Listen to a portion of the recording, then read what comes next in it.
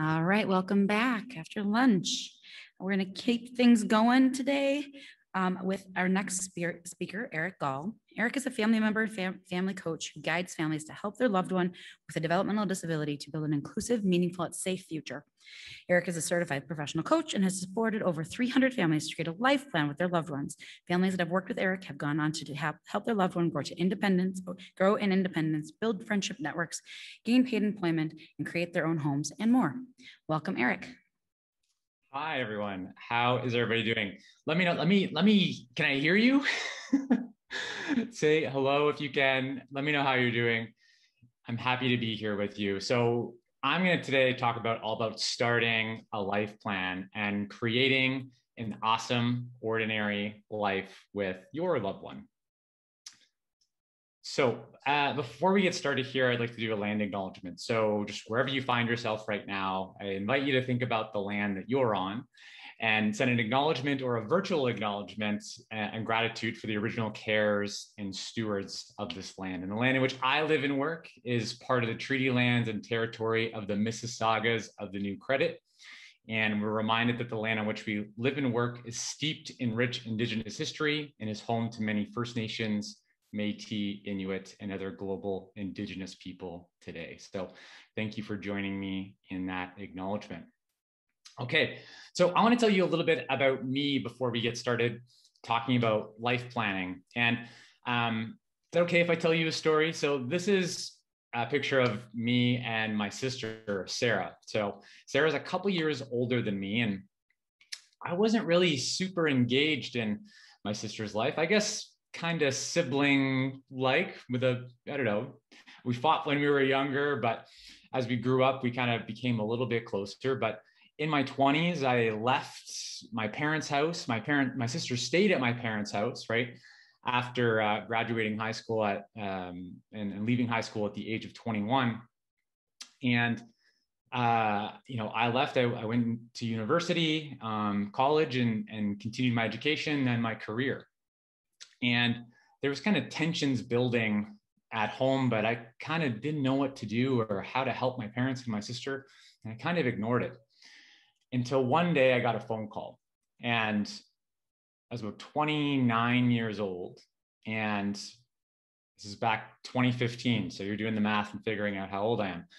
So 2015, I'm at work, working for this small tech company.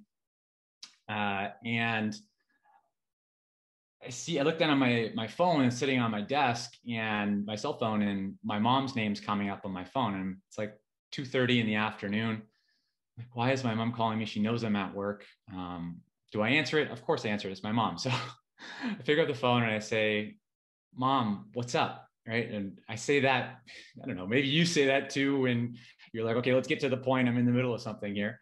So I was a little bit rude with my mom, but she said, what's up? And I could hear the trembling in her voice as soon as she started speaking. And she said, Eric, I just can't do it anymore. I can't. And I was like, Mom, what do you mean you can't do it anymore? And at that point, my stomach dropped. I knew what my mom was talking about in my gut, but I don't think I wanted to admit it to myself. And my mom said, Sarah has to move out. We can't exist together anymore. I'm done. I'm burnt out. And I had a decision to make. I had the decision to kind of keep ignoring what was going on with my family, or take the hand that my mom was reaching out with for help, and become more involved and see how I could help. And I'm here talking to you today, so you know that I took my mom's hand and started working together with my family to find a pathway forward. But maybe this story, how many of you can connect with how my mom felt, right? Maybe it's just been for moments.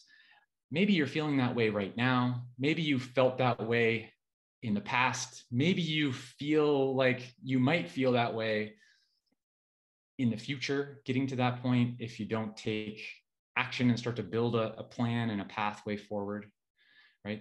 I'm guessing there's some head nods. So from that point forward, I became a lot more involved in my sister's life. And so that was 2015. So about 6 years ago now. And, we had to figure everything out. We tried to, call government assistance to get help, and quickly found out that we were on our own and we had to figure it all out, which was quite eye-opening for me and my family. And I think this is the case for probably all of us, that, if there's no one standing behind us ready to pick up the pieces, or if they are, it's going to be quite messy. So, my family had to figure out a pathway to move forward, and it required a lot of learning, and it was really hard because we didn't have anyone to guide us forward. But I eventually started connecting with people who were, who I admired as thought leaders in the disability space. And I learned who they were, took their workshops, became a lot more engaged with them and their work, and got quite immersed in it. I started a podcast, which you can check out. It's called the Empowering Ability Podcast. So on your favorite podcast app, you can get it. There's 63 episodes where I speak with really leaders around the world on developmental disability, planning being one of those key things that we talk about on the podcast. It's also available on my website, empoweringability.org. It's a free resource for you. But started doing that, and it was like getting a PhD in developmental disability. And then from there, other families saw that my family was making progress, and I started asking how. And then I started coaching other families on a one-on-one basis. And then from there, once those families started to get success, I had quite a few families wanting to learn. So I started teaching groups of families. And now I do that through my courses. And I have a course on life planning and a course on increasing your loved one's independence, and training parents and caregivers on how to do that easier and faster. From what I've learned from my mentors, from my personal experiences, and from working with other families, giving the tools that work. So that's what today is about, giving you a high-level overview of the tools and the strategies that work to start life planning. So just to give you I'm not sure if I have another picture here, I don't. So to give you a bit of an update on my family. So my sister here, this picture is actually taken at my house. My sister in 2018, moved out of mom and dad's place for the first time. So it took us 3 years to figure out what it would look like for Sarah to move out of mom and dad's for the first time. And then from there, she lived with me for 2 years, but the agreement was that it was only going to be for 2 years. After that, Sarah had to have a place of her own. So in August 2020, Sarah moved into her very own home. And it was a lot of learning along the way, but a lot of deep experience for me and my family. And my sister's growth has increased tremendously, which has been awesome to watch. So that's a little bit about me and my family. And yeah, we've been through it and learned a lot. So just a bit of housekeeping for our session today. So I have in here, ask questions in the chat. So Marissa helped me out with this. In the session, in your app, in your conference app, we're going to use the Q&A. So I need to feel your energy, right? The more energy I get from you, the more I'm able to give. So you can open up your app, and then there's the Q&A session, or the Q&A section for this session.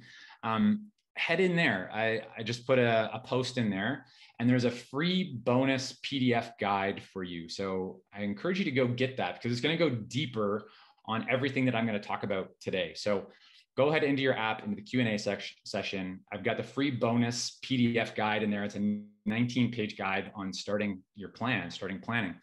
I guess there's also a link in the app that Marissa put in there called Planning Workbook. But go in there and say hi to me. Let me know you're here, because it's weird just talking to myself. So let me know that you're here. I see Sarah in here. Thank you, Sarah. Hello.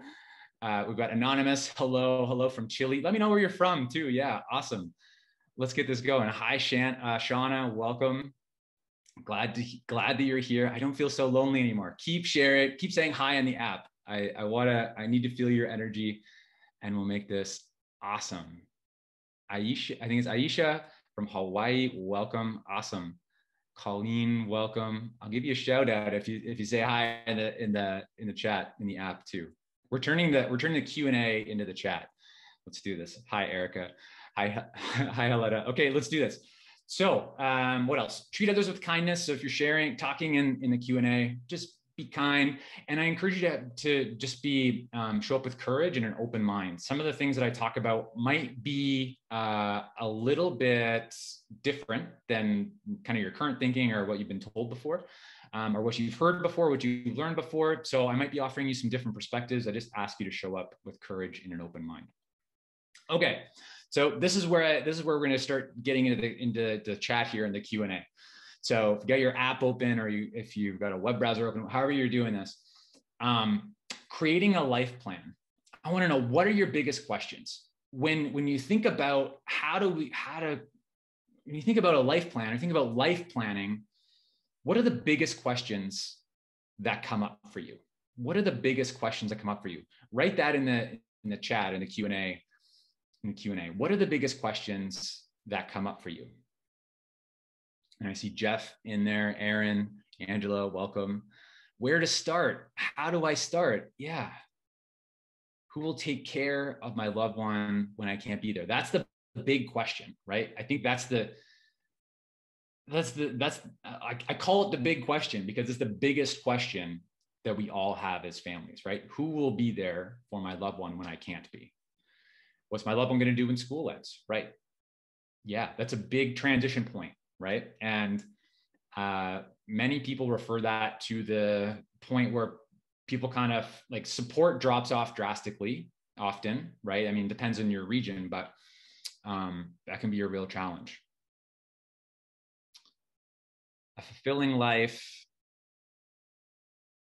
Okay, awesome. Keep sharing what your big questions are in there. We're gonna try and start to cover some of these, especially the where to start question. Okay, now when you think about life planning, what feelings come up? So let me know in the chat, what feelings come up when you think about creating a life plan? And if you don't have the chat, you can think of this mentally, or if you have a notebook, you can write it down. It's a good practice to write some of this stuff down. So kind of helps us get it out. So being stressed or scared, dread, overwhelmed, right? Do these words resonate with you? Frustrated, anxiety, right? These are all things being shared in the chat right now. So if you're feeling that way, you're not alone, right? And maybe there's a little bit of comfort in that. But also, if we're feeling this way if we're feeling stressed, or we're feeling overwhelmed, we're feeling anxious about life planning, no wonder we don't do it, or we don't want to do it, right? Like there's some resistance maybe to it. So I applaud you in your courage to be here with me today to face some of this. So right now we're kind of where this red face is, right? The feelings of stress, anxiety, worry when it comes to life planning, right? I'm going to be realistic here. I don't think I'm going to be able to move you all the way to the green smiley face. Okay. That I'm going to say that is like, you've got a plan, you're taking action towards that plan. Okay. We're going to try and get you somewhere towards the middle. Okay. So we're going to move towards the green happy face. Okay. So that's the goal for today. So, but to do that, it's going to take some courage, right? You got to take the leap of faith, right? You got to take the jump. And I know I'm asking a lot of you. So again, I appreciate you showing up with courage and an open mind today. And I got you, okay? I got you. I'm on the other side of this, right? You know, my family's gone through it. I guide families through it. I'm not going to let you fall, okay? So I got you. So let's do this. So a question for you. Do you want your loved one with a developmental disability to have their own awesome, ordinary life? Let me know in the Q&A/chat. I'm just going to call it the chat from now on. Colleen says yes with 3 exclamation marks. Let me know in the chat. Do you want an awesome, ordinary life for your loved one? I see the chat lighting up with yeses, most definitely, yes. Now, an awesome ordinary life sounds good, but some of you might be like, Eric, what the heck are you talking about? Like, I'd like maybe to know a little bit more about what an awesome ordinary life is before I say yes. Like, it sounds good, but okay. So what do I mean by an awesome ordinary life? I mean, a life where your loved one is growing and learning, a life where your loved one is gaining more independence, a life where your loved one has reciprocal relationships. They are contributing in valued ways, having valued roles. Maybe they have a paid job, right? Maybe they have a home of their own. And then I have awesomeness here, which I kind of group together a whole bunch of other things, but it might be things like, exploring their hobbies and interests, and maybe some of the other really important things to your loved one, whether it's travel or nature, or maybe a romantic relationship or spirituality, whatever those other things are. I group all that into awesomeness. So we're going to talk more at a high level today about how to start planning in these areas. So are you still on board? You still want to have this awesome ordinary life for your loved one? Does this sound good now that I've defined more what I mean by awesome ordinary life? If I don't see any no's. So I think everyone's still got a thumbs up from Colleen. So I want you to know that it is possible, right, to help your family member to have an awesome ordinary life. And I just want to share with you some pictures of families that I've supported to create this awesome ordinary life, and that it is possible for your loved one. So in the top picture here, we've got Cameron making his very first salad. Now this, for many people, making salad's not a big deal, but if you've never made a meal before on your own, going and making this beautiful salad, like, that's a big deal, right? Cameron's growing. He's learning an essential skill, right? That's going to contribute towards him living an awesome ordinary life. Below Cameron, we've got John. So John's awesome. Like, John is one of the people that I've seen grow the fastest. And again, we're running our own race, right? I don't want you necessarily comparing against the speed that another family moves, or, what one person can achieve versus another. We're all running our own race, and our growth is all relative.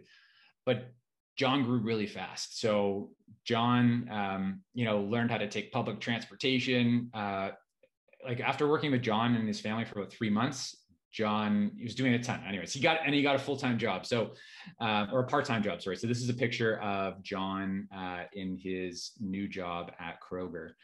In the bottom, we've got Gabby being a contributing family member, walking her dog. The big picture here is Sarah, not my sister Sarah, but another family I work with, Sarah, who is now making her own lunch and is making family lunches. So her independence growing a ton. We've got Keith moving into his home in the bottom middle. And then we've got Nick, who has a valued role. One of the valued roles he's built in community is with a walking club. And he's a tail walker to make sure that no one is left behind and the whole group stays together. Nick, also in working together, also got a paid part-time job, which has been awesome, and a home of his own. So Nick's created that awesome ordinary life. So an awesome ordinary life is possible for your loved one. Those are just some examples. Okay, so that awesome ordinary life is possible, but there's a big but. There's this special needs programming that is in the way. And what do I mean by that? Well, I want to talk about these two things: societal devaluation and segregation. Okay, so first off, societal devaluation. Often right from birth, low expectations get placed on people that have a developmental disability, right? I'm sure some of you heard your son or your daughter, your loved one will never, right? Or your loved one can't, right? I know you've heard that before.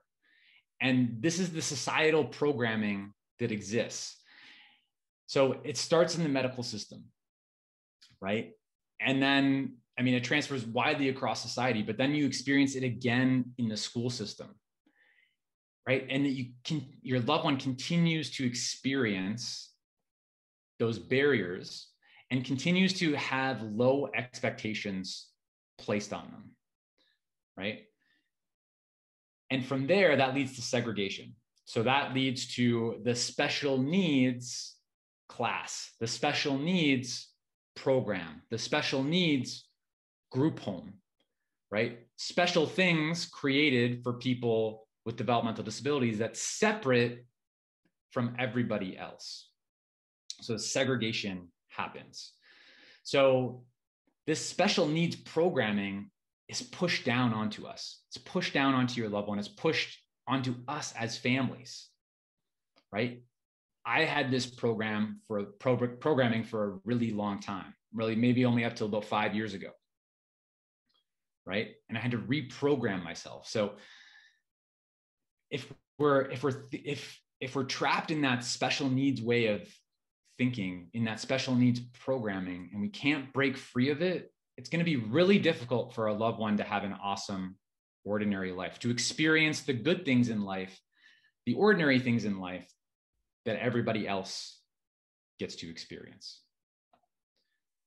So where do you start, right? That was one of the big questions that y'all had around life planning. Where do you start? Well, if you change your programming, you change your loved one's life and yours. I'm going to say that one more time. If you change your programming, you change your loved one's life and yours. You are the biggest influencer in your loved one's life, right? Both for your loved one, right? You have a lot of influence with your loved one, but also the people around your loved one. So your thinking, your programming really, really matters. It's really, really important, right? So that is where we need to start. That is where we need to start. And that, I don't know if you've ever, maybe you've been told that before, I don't know, but if we don't start there, we're going to really struggle. So let me know in the chat here in the Q&A, have you tried planning before and how did it go? Did you have limited success? Maybe you had decent success. Maybe you were able to start to move forward. But let me know in the chat, have you tried planning and how did it go? I'm going to take a quick drink of water. Let me know in the chat here. Let me know that you're still with me here. I need your energy.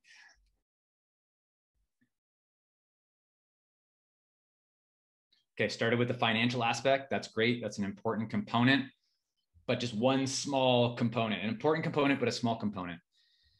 So Jennifer, not yet. Let me know in the chat. Have you tried to start yet? Yes, lack of housing options is a challenge. Haven't started yet from Shauna. Shannon hasn't started yet. Keep letting me know in the chat if you started yet.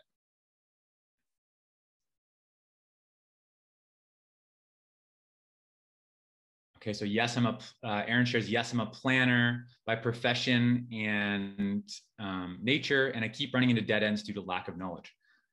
Aaron, you're in the right place. So Aisha, not yet. Okay, so let's get started. Let's get started. I want you to avoid a mistake though, okay? So number one mistake that I see is jumping right to the plan, right? Jumping right to, okay, what are we gonna do? And of course that's important, but when we skip some other things first, we're not gonna create as good of a plan. We're not gonna maybe create an awesome of an ordinary life for our loved one as could be possible for them.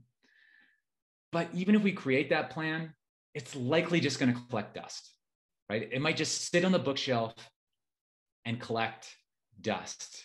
The implementation is likely going to fall flat if we just jump straight to planning and that's all we're doing.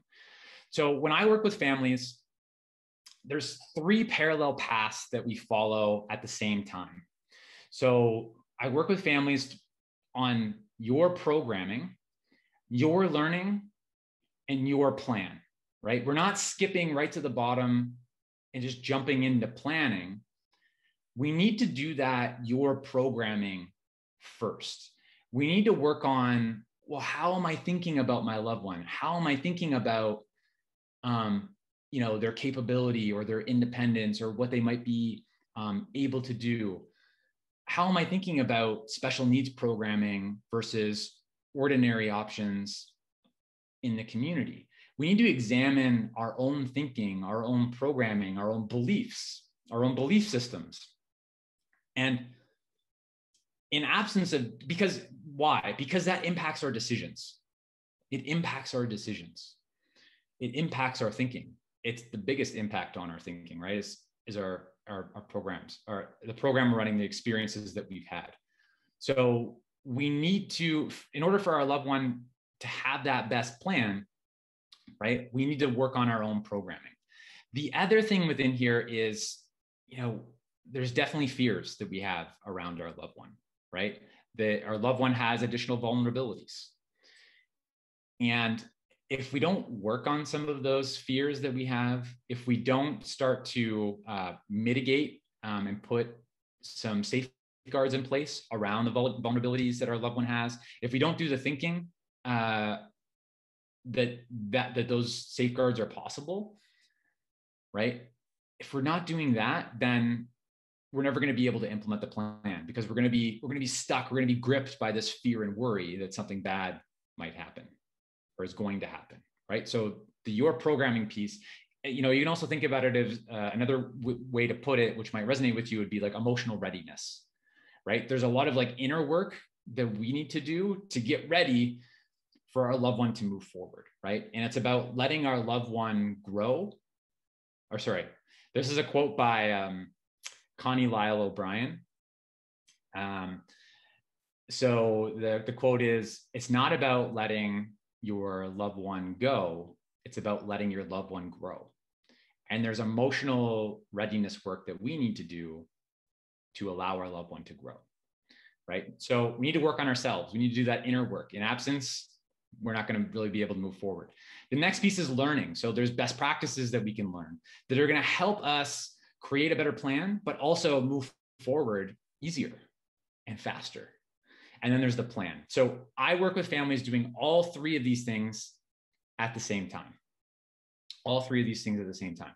I mean, you can start with one and then go to two and then go to three, but I found it to be effective to work with families on all three of these at the same time. Is that making sense, that you need all three of these things? We need to be working on ourselves. We need to be doing our inner work, our programming. Let me know in the chat here. We need to be doing learning best practices so we can create that awesome ordinary life with our loved one, and creating an awesome plan, and then the planning piece. Does it make sense? Let me know in the chat. Is that clear around the need to do all three of these things?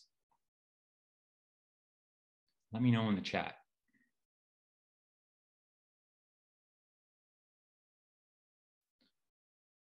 Let me know in the chat. Keep the chat going here. I see one yes, but I need more than that. If there's no's, let me know the no. Awesome. I appreciate you. You're giving me energy, so thank you. See lots of yeses and thumbs up. Okay, so but how, right? So do you want me to show you the process that I use to guide families through creating an awesome ordinary life? Do you want me to show you this? Give me a yes in the chat. Give me a yes in the chat. And we're going to do it. All right. I see lots of yeses. So let's do this. So this is where you can get the planning workbook. Okay. So again, it's available in your app. There's a link, there's a button you can click to go and download it, enter in your email address, and then it'll get emailed to you. But this is what I call the Empowering Ability Blueprint. This is the model I've created to guide families through building an awesome ordinary life with their loved one. A plan, and to start to implement the plan. So I'm going to walk you through each of these steps. So step number 0 is engage. It's about saying, yes, I have some fear, I have some worries, I have some overwhelm, but we're going to start. We're going to start, right? We need to take one small step over that start line, because if we don't do that, we're never, like, we have to commit, right? If we don't commit, we're never going to make progress. So you've got to commit. And that's the first step, engaging. Step number 1 is connect. So there's 3 elements to connect, okay? So that I guide families through. The first one is you got to connect with yourself. And that's starting to do that inner work, right? Understanding, well, we got to understand our strengths too, right? What am I good at? Maybe what am I not good at? And maybe where do I need some help? And also looking at, well, how might I get in the way, right? Like, what's coming up for me that's blocking me, and getting an understanding of that and starting to work through it. Then there's connecting with your family member. So if we're starting a life plan, we really want to deeply understand our loved one. And I know that you know your loved one probably better than anybody else on this planet. But sometimes we're just so stuck in the day-to-day, right? We need to step back and just remember the essence of who our loved one is. What's their personality? What's their character? Who are they, right? And then also thinking about, like, well, how does our loved one contribute? What valued roles might they already have? Thinking about, well, what are their interests? What are our loved one's hobbies right now? And getting that all down, right? And having that understanding, because that is going to be huge in helping to guide the plan and the planning process. And then the third part of connect is connecting with others. Now, this is just planting the seed on starting to connect with others, but it can be really helpful to ask others, questions like, what do you admire about my loved one? To get an understanding of what's another person's perspective on who your loved one is, and what are their strengths, or how are they valued. And this often blows caregivers away, because they're like, wow, I no one ever told me that about my loved one before, that perspective. Oh yeah, I could see that. I just hadn't thought of it that way before, right? So it can really expand our minds in terms of who our loved one is, or maybe even their capabilities that we didn't even know of, right? So that's step 1, connect in those 3 areas. And then all the points moving forward, we need to create a vision. So let me go back to my model here for a sec, right? So we did engage up here. You might not be able to read this, but the top circle is engage, which is step 0. And then step 1, connect, really starting to understand our loved one.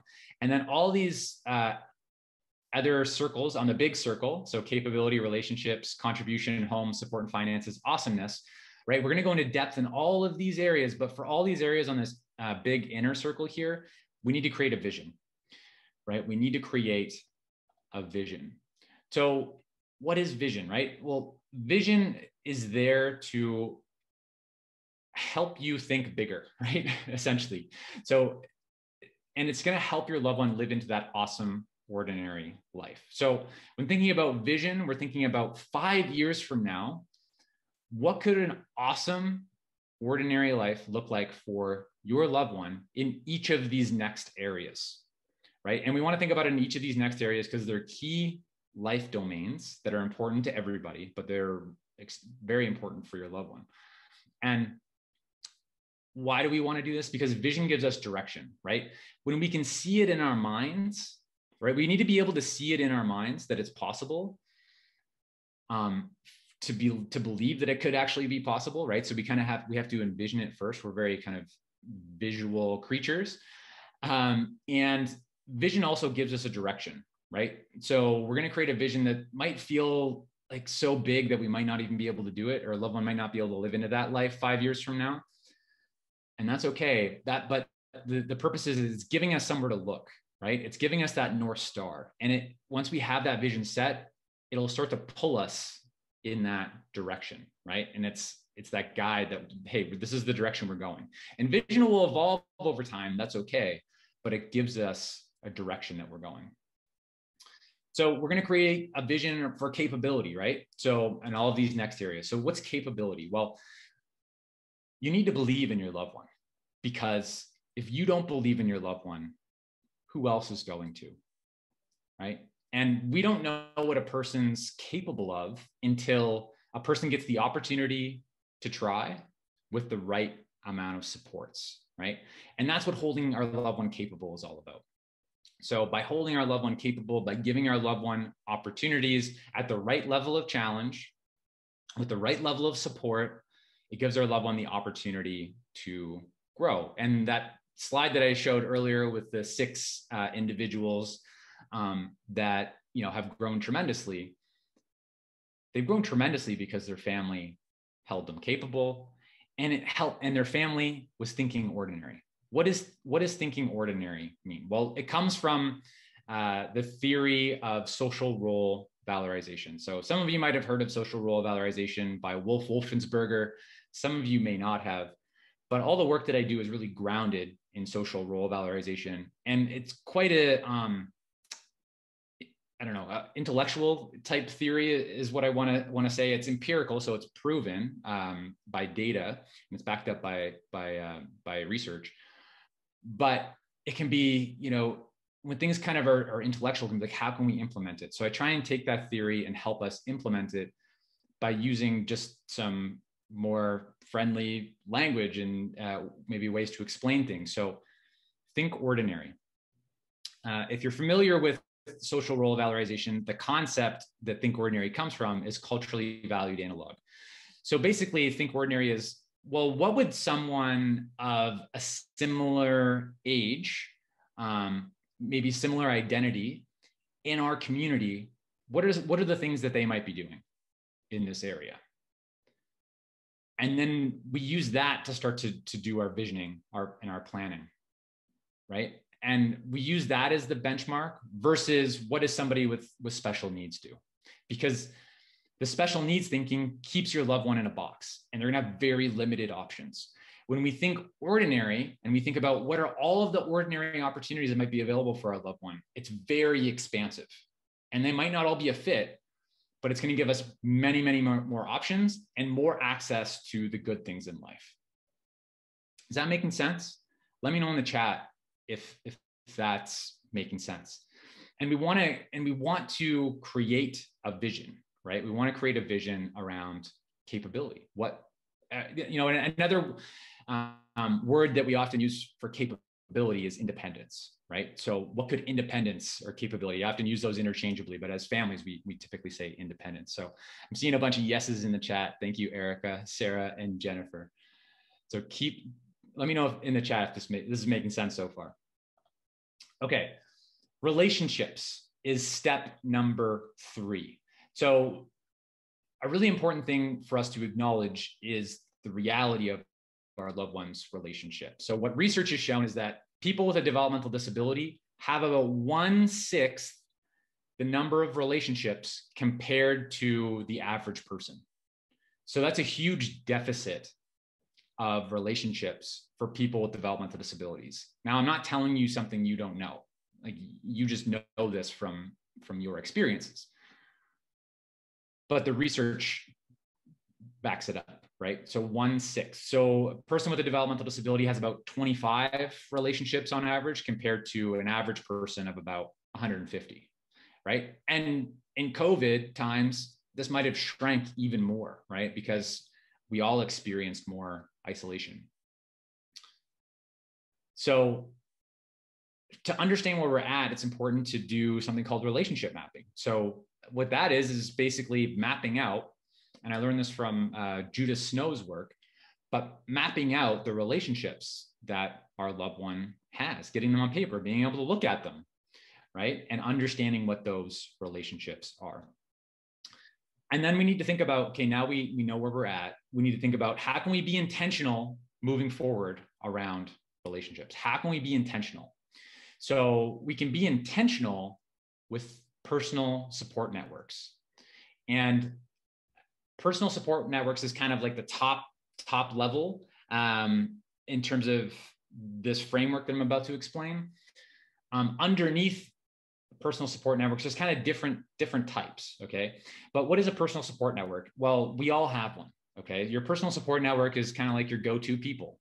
right? It might be a partner, a mom, dad, a sibling, other family members, a cousin, a best friend, someone at work, a mentor, someone you do a hobby with, right? They might be kind of your crew, the people you're close with, the people you talk to the most, the people you might call up and say, hey, can I talk to you about something? Or, hey, what do you think about this? Hey, can I get your advice on this? Right? Those are the people in your personal support network, right?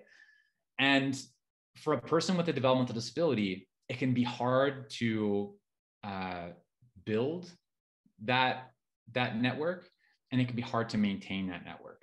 So for many people with a developmental disability, when you're probably thinking about this for your loved one right now, like who's in that personal support network? It's probably you, right?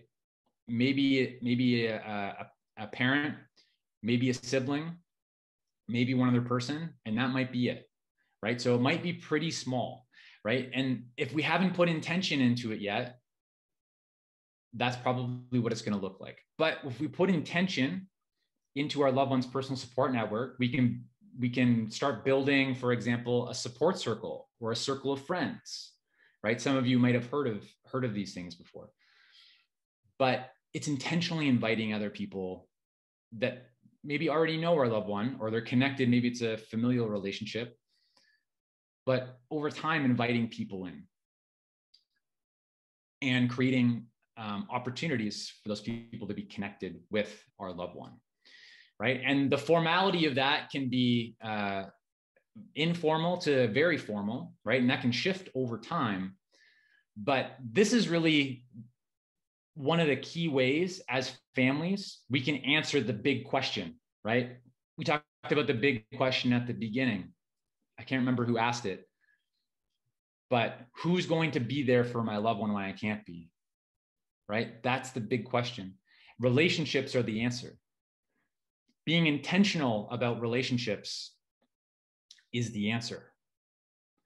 And it's not too late to start working on this. It's not too early to start working on this, right? And we can do something about it. So from here, we get, this is one of those, somebody earlier asked, what's step 2? What's your learning?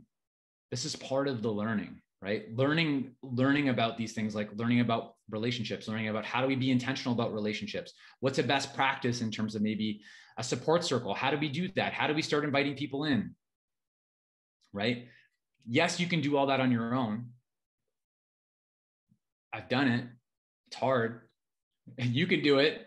It's really hard, but it's a little bit easier and it's quite a bit faster if you do it together with maybe somebody that's done it before, right?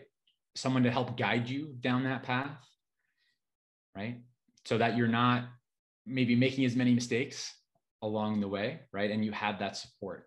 So with all this, we want to create a relationship vision, right? So 5 years from now, what would be awesome in terms of our loved ones' relationships? Step 4 is contribution. So I need you in the chat here. I need your help. So when you meet somebody, I mean, you're at this conference, you've probably been meeting new people, right? And maybe this is a little bit different, right? You might be talking more about your loved ones, but let's say you're just meeting someone for the first time, right? At a social function or something like that. What are the first couple questions that you get asked, or you ask somebody else, right? They're like, hi, I'm Eric. Hi, I'm Jennifer, right? Great to meet you. What's probably the next question that's going to get asked? Let me know in the chat. What's the next question that's going to get asked?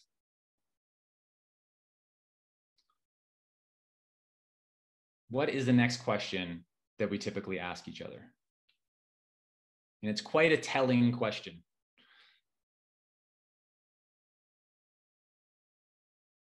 Help me out here in the chat. What do you do for a living? Colleen, you nailed it. What do you do for a living, right? We are judging each other. We are judging each other. We are sizing each other up. We are looking at how does this person contribute to society, right? And that tells us a lot about our, modern Western society, right? Contribution is super important. Super important. It identifies whether a person's valued and how valued that person is, or if a person's devalued. And we already talked about people with developmental disabilities are devalued. So by contributing and building valued roles, right? Building maybe new positive or new value. I use positive and valued. I interchange those words. So building new positive or new valued roles, or taking existing roles and making them even more valued or more positive, right? We can increase how our loved one is viewed by others, how they're accepted by others, how they belong in situations, how they're included in things or they're not included in things. So contribution is huge, right? And one of the most important roles is employment, right? Because when you get asked that question, what do you do for a living? Most people are expecting some sort of work-related answer. For many people with a developmental disability, they haven't had the opportunity. I mean, many people with developmental disabilities have paid jobs, which is amazing, right? But that's the minority. That's the minority.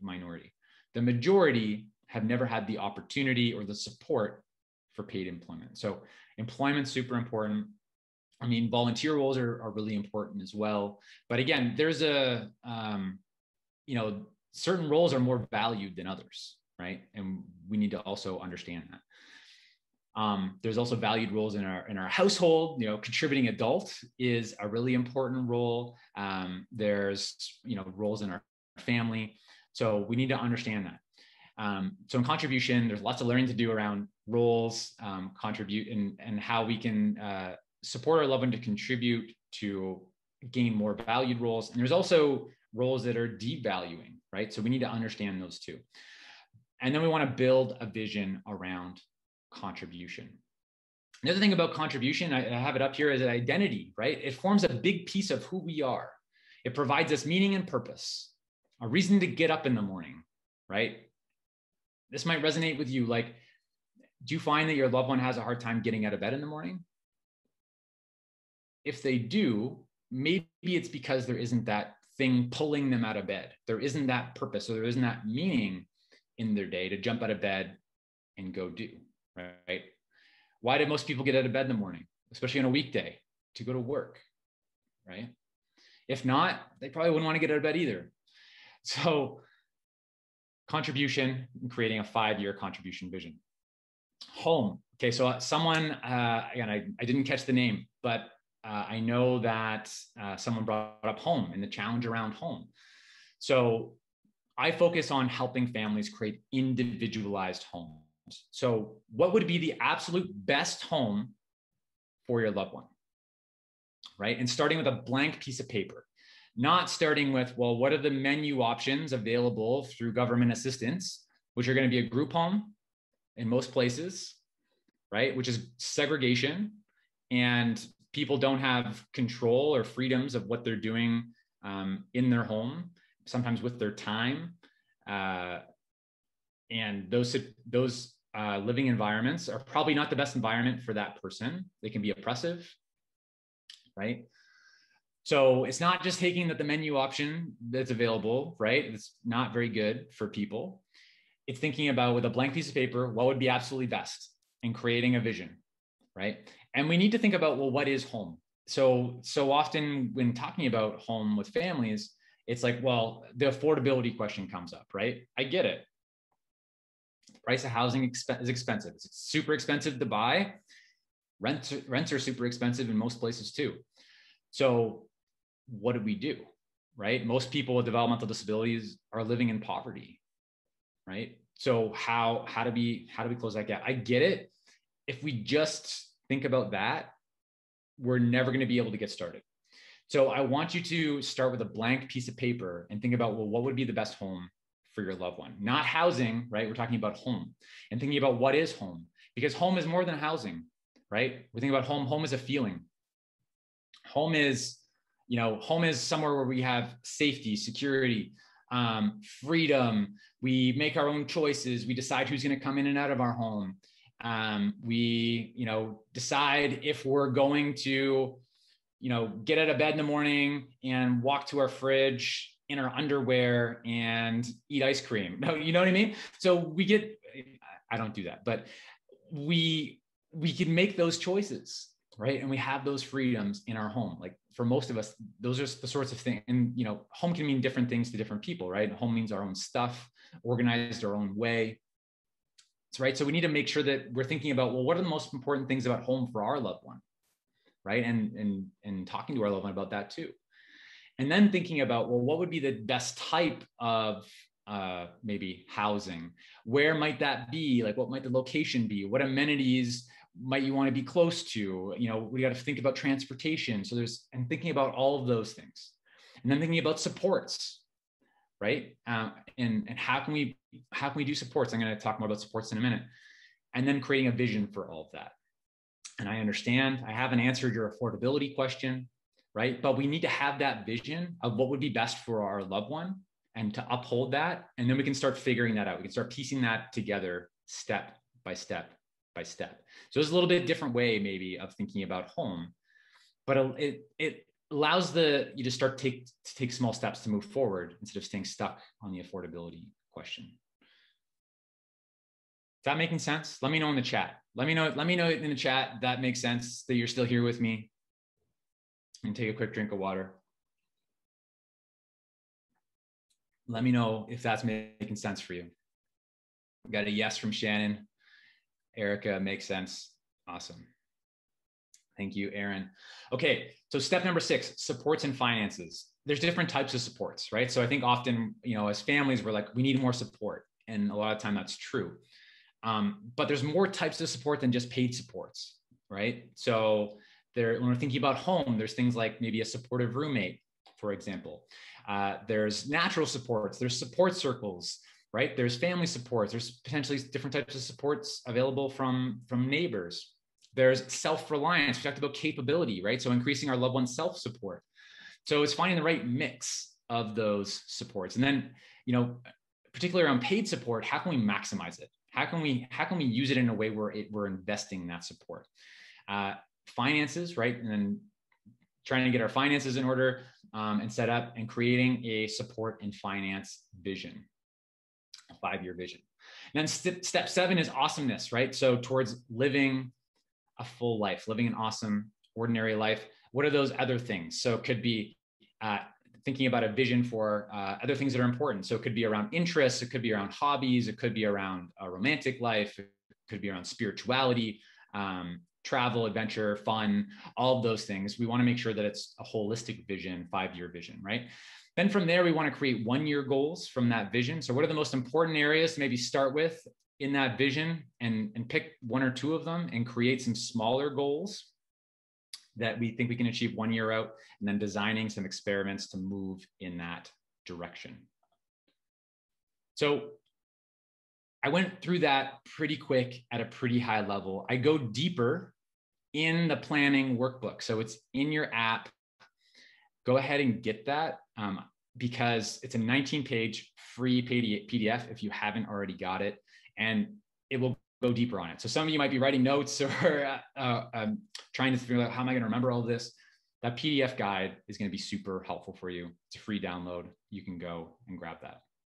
So I want to know, let me know in the chat, what is your biggest takeaway from the session so far? What is your biggest takeaway from the session? Let me know in the chat.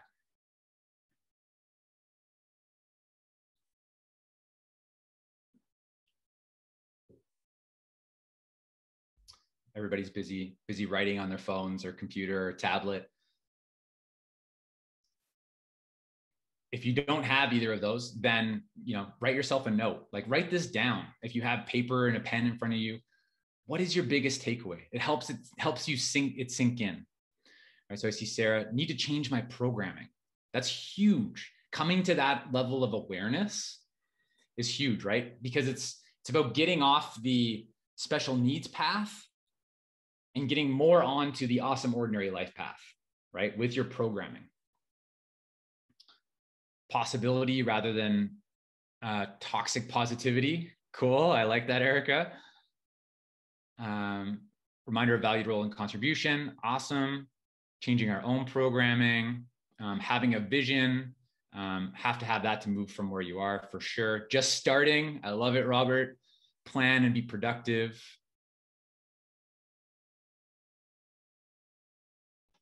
Cool. So Aaron, I think it's great to start with a big plan, but then to your point, you got to start to break it down, right? You got to break it into small steps, really small steps. Like, what's the smallest next step that I can take once I have that plan? Then you can move forward, because you can't move forward if you're overwhelmed.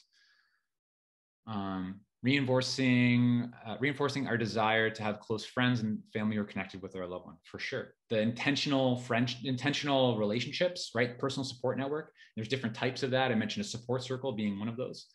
Super, super important. Continue to share your biggest takeaways.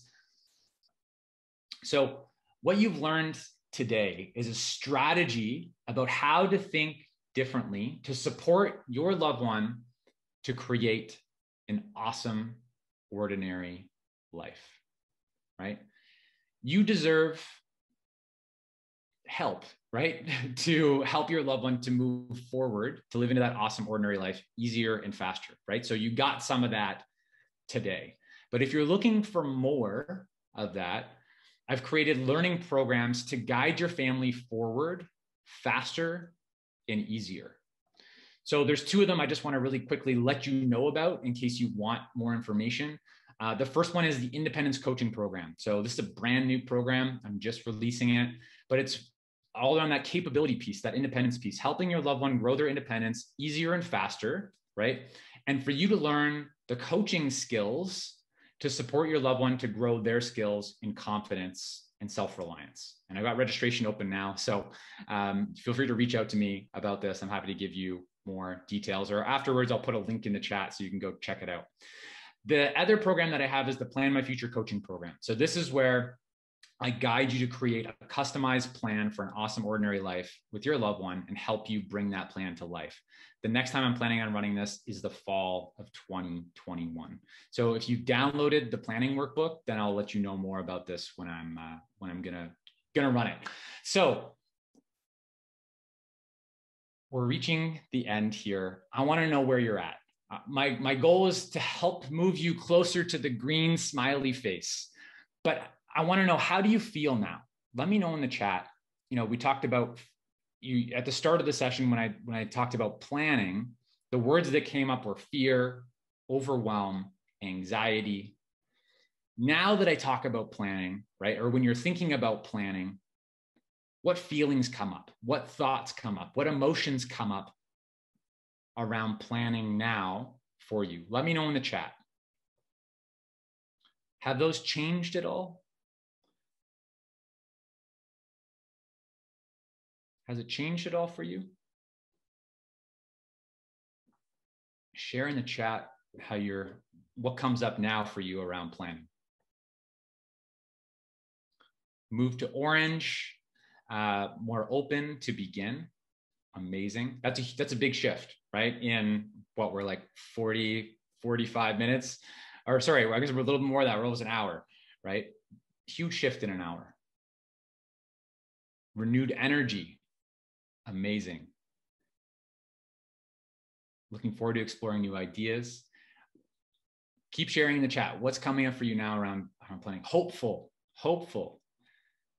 Amazing, right? To go from feeling overwhelmed, worried, stressed, to feeling hopeful, that's a big shift. And my hope is that many of you shifted to being more hopeful today. So I know we only have a few minutes left, but I'm happy to take any questions if we have time for questions.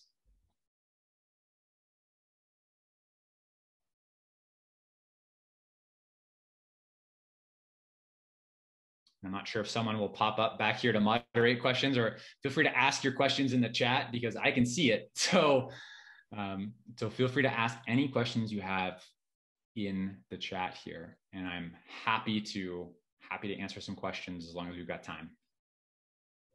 Yep, we're gonna get some questions right here for you, Eric. Just give us one moment. Here we go. Okay. We have our moderator coming to the stage for you. Okay.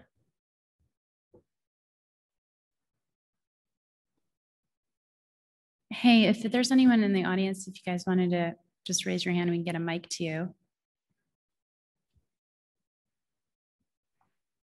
You've been so great. Thank you. Because honestly, like we're kind of ending the family conference with someone who doesn't need us to really moderate the Q&A. So thank you so much for using that interactively. It was so refreshing to be able to do that in a hybrid model virtually, as well as a room full of so many wonderful people that I think this really can help us, and personally as a parent as well. So I definitely learned a lot. You guys can all access the tool. We'll share that with those that are, as a feedback and kind of a post-CAP conference email to you. So you can also be reminded of the planning guide in here. And Eric, that was a really wonderful session. So thank you so much for your time. Thank you. Thank you. Thank you so much to all of you. Thank you for your energy. I appreciated it in the Q&A or the chat, whatever we want to call it. Appreciate the love in there, and y'all got this, right? Just I think the really important thing is got to get started, right? And one small step at a time. If you're feeling too overwhelmed, what's a smaller step, right? And yeah, just to get started. So thank you so much. Thank you. Okay, well, now everyone, we have a short